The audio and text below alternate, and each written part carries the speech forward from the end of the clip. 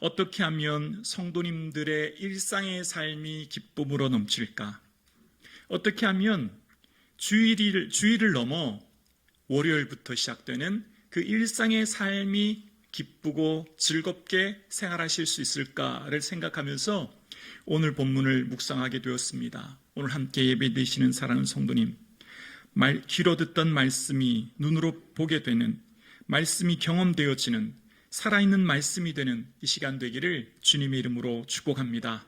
이제 잠시 후 예수님께서는 십자가를 지셔야 됩니다. 남겨지는 제자들에게 이제 떠나셔야 되는 예수님께서는 어떻게 해야 되지? 무엇을 그들에게 주어야 하지? 생각했던 주님. 제자들은 불안과 공포 속에 살아가고 있습니다. 그 11명의 제자들에게 예수님이 줄 수 있는 가장 최고의 선물이며 가장 귀한 것이 무엇인지를 오늘 본문을 통해 알 수 있는데요. 이제 잠시 후 떠나셔야 되는 예수님께서는 제자들에게 주시고자 하는 본문의 말씀이 나옵니다. 오늘 본문 11절 말씀인데요. 나는 세상에 더 있지 아니하오나 그들은 세상에 있사옵고 나는 아버지께로 가옵나니 거룩하신 아버지여 내게 주신 아버지의 이름으로 그들을 보존하사 우리와 같이 그들도 하나가 되게 하옵소서. 예수님께서는 제자들에게 아버지의 이름을 주고 있는 것을 봅니다. 제자들의 입장에서 생각해 볼까요? 제자들은 이제 예수님 계시지 않아요. 그러면 예수님 없이 살아가는 이 세상에서의 삶에 당장 현실적인 도움, 필요는 뭘까요? 우리 생각에는 제자들이 좋은 인맥, 무슨 총독이나 로마의 고위 관료를 알면 좋지 않을까 생각해 봅니다. 그러면 복음 전하러 갈 때 로마의 군대가 좀 보호해주고 그 생명을 지켜주면 얼마나 좋겠습니까? 아니면 무슨 재력이 많은 사람들을, 제자들을 붙여주셔서 만나게 해주셔서 그들과 함께 있다면 물질적인 어려움 없이 할 수 있지 않겠습니까? 요즘 말로 말하면 제한 없는 법인카드 같은 거 얼마나 좋습니까? 당장의 필요가 훨씬 그들에게 더 좋을 것 같아요. 그런데 예수님께서는 제자들에게 아버지의 이름으로 그들을 지켜주시기를 기도하고 있습니다. 그들의 삶 가운데 아버지의 이름이 왜 중요할까요?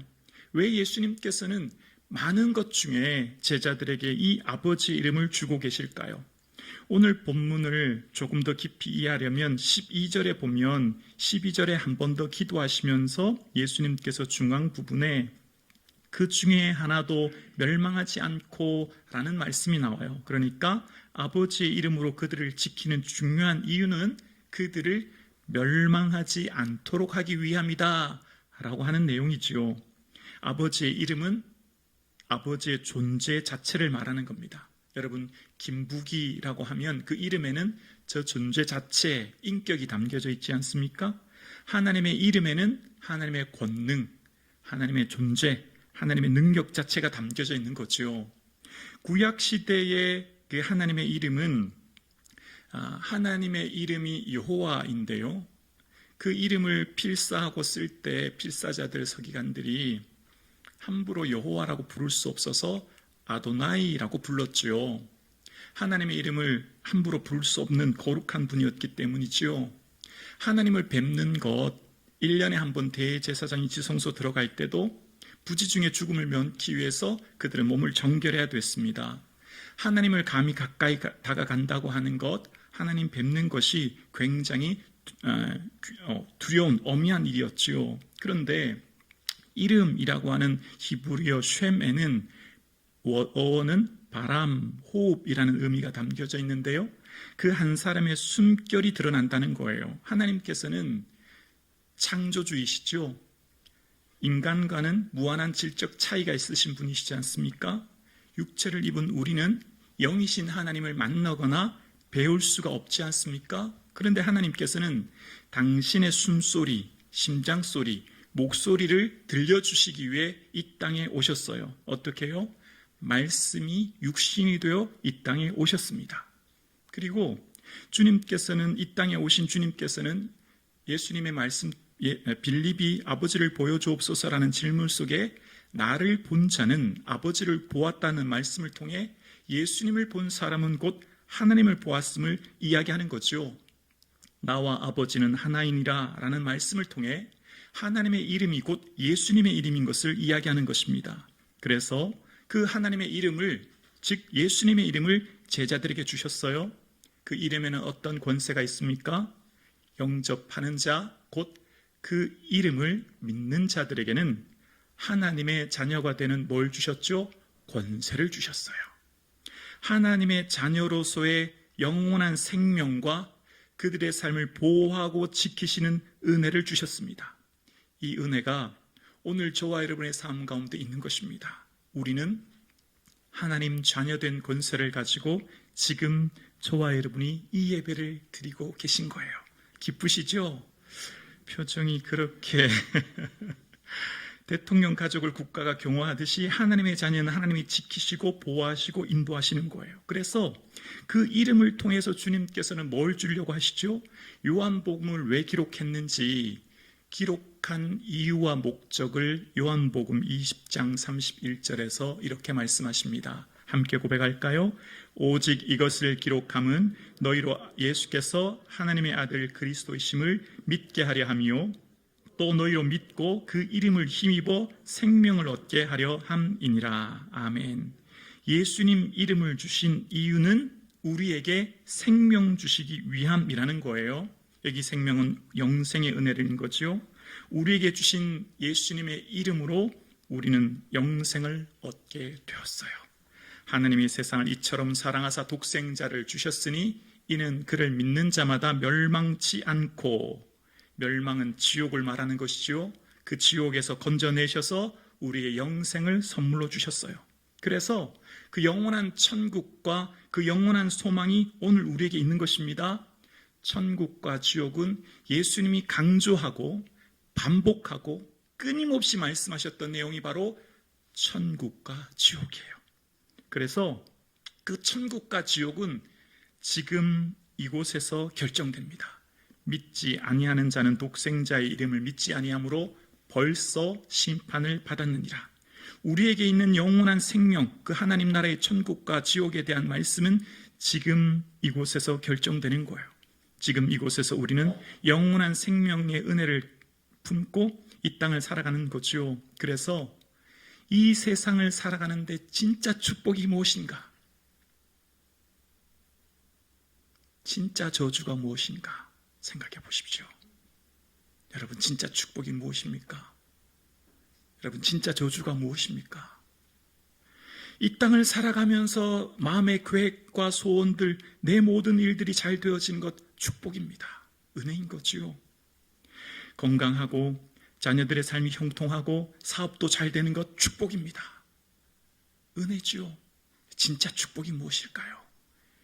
예수 믿고 천국 가는 은혜인 줄로 믿습니다. 화는 무엇입니까? 인생의 계획대로 되지 않고 사업이 실패하고 승진이 안 되고 몸에 어려움이 생기는 것 화이지요. 어려움이지요. 실패지요. 그게 그렇게 중요하지 않은 이유는 진짜 화는, 진짜 저주는 지옥 가는 거예요. 왜 제가 이 말씀 드릴까요? 우리는 지금 놀라운 은혜를 받은 거예요. 놀라운 은혜 속에 지금 우리가 살아가고 있습니다. 예수님께서 끊임없이 반복하고 강조하고 또 말씀하신 것이 천국과 지옥이에요. 그래서 주님께서는 손이 범죄하면 찍어버려서 장애가 될지언정 절대 지옥만은 가지 말라고 말씀하셨죠. 두 손을 가지고 지옥 곧 꺼지지 않은 불에 들어가는 것보다 낫다는 거예요. 지옥을 뭐로 표현하고 있죠? 꺼지지 않는 불이라는 겁니다. 근데 문제는 그곳이 잠깐이 아니라는 겁니다. 영원하다는 게 문제인 거예요. 여러분, 이 말씀을 생각하면 눈을 뜰 때마다 주님, 내게 영원한 생명 주신 예수님 감사합니다. 고맙습니다. 제가 무엇이 간데 이렇게 큰 은혜를 주셨나이까. 내 삶 다 드려도 아까운 게 없죠. 아멘이십니까? 진짜 천국이 믿어진다면, 진짜 지옥이 믿어진다면 기쁨이, 감사가, 은혜가 샘솟듯 솟아나는 것 아니겠습니까? 내 삶 가운데 주를 위해 살아가는 내 모든 삶이 이 세상에서 가장 기쁘고 즐거운 것이 되는 것이지요. 오늘 예배드리시는 저와 여러분의 삶에 이 은혜가 회복되기를 주님의 이름으로 축원합니다. 그래서 이것은요, 우리에게 주신 하나님의 선물이래요. 은혜를 인하여 믿음으로 말미암아 구원을 얻었으니 이것이 너희에게 난 것이 아니요 하나님의 선물이라고요. 오늘 예배 드리시는 여러분, 우리에게는 지금 엄청난 선물이 지금 선물 보따리를 우리가 지금 안고 있는 거예요. 우리가 단지 그것을 잘 기억하고 또 생각하고 감사하지 못할 때, 이 얼마나 큰 은혜인가를 놓치고 있을 때 우리의 삶의 기쁨이 사라지는 것이죠. 오늘 예배 드리시는 저와 여러분, 천국은 막연한 게 아닙니다. 있겠지라는 게 아니에요. 믿음은 보험 들듯이 신앙생활하는 게 아닙니다. 지금 이곳에서 영원한 생명을 바라보기에, 하나님 주신 영광을 바라보기에 기쁨이, 소망이 충만한 이 아침 되기를 주님의 이름으로 축원합니다. 생각해 보셨어요? 천국 얼마나 좋을까? 먼저 앞서 하나님 나라 간 우리 성도님들 얼마나 좋으실까? 지금 뭐 하고 계실까? 여러분, 그 하나님 나라가 우리에게 주어지는 것이 얼마나 큰 은혜입니까? 그러면서 예수님께서는 그 이름으로 그들을 지키고 그 이름으로 그들의 삶을 살아가도록 말씀을 주셨는데요. 그래서 주님께서는 내 이름으로 모인 곳에 내가 그들과 함께하리라 말씀하셨고, 우리를 영원히 세상 끝날까지 우리와 함께하리라 말씀하십니다. 자, 이제 그 이름의 권세와 능력이 저와 여러분의 삶 가운데 경험되어질 수 있기를 주님의 이름으로 축원합니다. 머리로 알던, 지식으로 알던 예수 이름의 권세와 능력이 내 삶의 실제적이고 능력적으로 경험되어져서 그 이름으로부터 주시는 기쁨, 그 이름으로부터 주시는 회복의 은혜가 저와 여러분의 삶 가운데 있기를 간절히 소원합니다.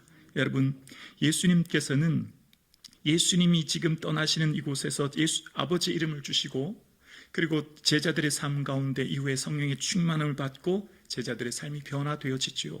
그래서 베드로의 삶에 세상과 사건과 사람을 보는 새로운 관점이 열립니다. 늘 성전에 올라가던 베드로, 늘 성전 미문에 갈 때 앉아있던 나면서부터 걷지 못했던 장애우를 베드로는 보면서 베드로가 하는 반응이 완전히 달라집니다. 은과 금은 내게 없지만 내게 있는 것으로 내게 주노니 나사렛 예수 그리스도 이름으로 일어나 걸어라. 비록 나에게는 은과 금이 없지만 내게 주신 예수의 이름으로 명한다. 일어나 걸으라고 말하고 선포하는 것입니다. 어떻게 이런 일이 일어나게 되었지요? 베드로의 삶 가운데 예수님의 이름이 얼마나 능력이 있는가를, 예수님의 이름이 얼마나 우리의 삶을 힘있게 하며 권세 있는 것인가를 베드로는 새롭게 깨닫게 된 거예요. 요한복음 12장 16절에 보면 예수님께서 하셨던 말씀이 있죠. 제자들은 처음에 이 일을 깨닫지 못하였다가 예수께서 영광을 얻으신 후에야 이것이 예수께 대하여 기록된 것임과 사람들이 예수께 이같이 한 것임이 생각났더라. 예수님께서 부활하신 후에 제자들에게 성령의 충만함을 덧입게 되지요. 그래서 영광을 얻으신 후라는 표현이 나옵니다. 그 십자가의 다른 말이 영광이기 때문이지요. 그러면서 요한복음 12장 16절 다시 한번 보여주실래요? 이것이 그 예수님의 삶과 그 이름의 권세와 그 삶의 모든 것이 예수께 대하여 기록된 것, 뭐죠? 구약의 말씀이에요. 이때 당시는 신약 성경이 없었지 않습니까? 구약의 말씀이 다 예수님께 대한 것인 것이 기록된 것이면 어떻게 됐다고요? 생각나게 되었어요. 왜죠? 보혜사 내 이름으로 보내실 성령, 그가 너희에게 모든 것을 가르치고 내가 너희에게 말한 모든 것을 생각나게 하리라. 구약의 말씀이 생각난 거예요. 어떻게 해요? 구약에 말씀하셨던 그 말씀이 바로 예수님에 대해서 하신 말씀이었구나 라고 하는 것을 깨닫게 되었고, 그래서 베드로의 삶 가운데 이사야서 53장 5절 말씀이 그의 삶에 새롭게 와닿게 되었지요. 그가 찔림은 우리의 허물 때문이요 그가 상함은 우리의 죄악 때문이라. 그가 징계를 받음으로 우리는 평화를 누리고 그가 채찍에 맞음으로 우리는 나음을 받았도다. 700년 전 이사야 선지자가 선포했던 그 말씀이 베드로는 깨달아지게 되었고 믿게 되었고 실제가 되었습니다. 예수님께서 이 땅에 오셔서 찔림받고 상함받고 징계받으신 것 다 나를 위한 것이요, 그래서 나에게 치유와 회복을 위한 것이구나. 그가 채찍에 맞음으로 나는 나음을 얻게 되었구나. 그리스도께서 우리를 위하여 율법의 저주를 받은 바 되사 율법의 저주에서 우리를 속량하셨고 나무에 달린 자마다 저주를 받게 되었다 말씀하셨는데, 그 은혜로 내가 회복과 능력을 얻게 되었구나. 어떻게 해요? 구약의 이사야 선지자 700년이라는 시공간이 있지만 그 말씀이 지금 여기에 나의 말씀으로 믿게 된 거예요. 그리고 그 말씀을 통해서 내게 앞에 있는 장애우가 새로 보이게 되는 거예요. 예전 같으면 구제헌금을 주었을 그에게 예수의 이름의 능력이 선포되는 겁니다. 그래서 베드로는요, 베드로전서 2장 24절에 그의 삶 가운데 실제가 되었던 말씀을 이렇게 고백합니다. 우리 함께 고백할까요? 친히 나무에 달려 그 몸으로 우리 죄를 담당하셨으니 이는 우리로 죄에 대해 죽고 의에 대하여 살게 하려 하심이라. 그가 채찍에 맞음으로 너희는 나음을 얻었나니. 아멘. 베드로는 지금 초대교회에 흩어져 있는 터키 지역의 수많은 초대교회 성도들에게 편지합니다. 여러분, 예수님께서 우리를 위해 나무에 달려 죽으셨습니다. 그것은 죄에 대해 죽고 의에 대해 살게 하시며 예수님께서 채찍에 맞음으로 우리가 나음을 얻었습니다 라고 편지합니다. 어떻게 해요? 구약의 말씀이 지금 여기에 나에게 말씀하신 하나님으로 경험되어지고 고백되어졌기 때문이에요. 그래서 베드로의 삶 가운데 그가 채찍에 맞음으로 우리가 나음이 얻게 되었고, 예수 십자가 보혈로 말미암아 거듭난 우리의 삶에 그 이름의 권세가 얼마나 능력 있고 얼마나 힘인 것을 그는 깨달았고, 그래서 성전 미문 안진뱅이에게 예수의 이름으로 일어나 걸으라 선포하게 된 것입니다. 오늘 함께 예배드리시는 사랑하는 성도님, 우리의 삶에 왜 기쁨이 사라질까요? 왜 힘이 무능한 신앙인으로 오늘을 살아갈까요? 왜 우리의 삶 가운데 말씀이 실제가 되지 않을까요? 예수의 이름을 사용하는 저와 여러분 되기를 주님의 이름으로 축원합니다. 나의 삶을 향하여 예수의 이름으로 일어나라. 예수의 이름으로 치유되라. 예수의 이름으로 회복되라. 예수의 이름으로 담대함을 얻으라. 고백하며 선포하여 그 능력이 실제가 되는 것을 경험하는 주님의 증인된 성도님들 되기를 주님의 이름으로 축원합니다. 아멘이십니까? 아멘입니다. 저는 믿습니다. 확실히 믿습니다. 오늘 성도님들의 삶 가운데 예수의 이름을 사용할 때, 그 예수 이름을 선포할 때 치유와 회복과 능력과 권세의 말씀이 될 줄로 우리는 믿습니다. 예수의 이름을 선포할 때 두려움이 사라지며 불안이 사라지며 우리의 삶에 참된 증인 공동체로서의 삶이 우리의 삶 가운데 사라지게 될 줄로 우리는 믿습니다. 그래서 어떻게 되죠? 일상이 기쁨으로 넘치게 되는 거예요. 매 순간의 삶이 감사한 삶이 되는 거죠. 매 순간의 삶이 예수 증인의 공동체로 변화되어지는 것입니다. 오늘 예배 드리시는 저와 여러분의 삶, 이제 각자의 삶으로 돌아가실 때, 월요일 아침을 맞이하실 때 구원의 은혜를 기억하며 내게 주신 그 은혜를 인하여 감사가 충만하기를 소원합니다. 내 마음에 두려움과 근심과 염려가 밀려올 때 예수의 이름으로 명하노니 두려움은 떠나가라 선포할 수 있기를 소원합니다. 우리의 삶에 어떠한 근심과 염려와 걱정이 있을 때 예수의 이름은 어제나 오늘이나 동일하신 그 이름이, 그 능력이 내 삶에 경험되어지고 내 삶의 실제가 되어지고 내 삶의 능력이 되어져서 오늘 우리의 삶을 통해 예수 그리스도의 산증인 되어지는 저와 여러분 되실 수 있기를 주의 이름으로 축원합니다. 오늘 예배 드리시는 저와 여러분의 삶에 주께서 여러분의 삶을 지키시고 붙드시며 영원히 우리와 함께 하시는 그 이름의 권세가 나의 삶의 실제가 되어지는 한 주간 되기를 주님의 이름으로 축원합니다.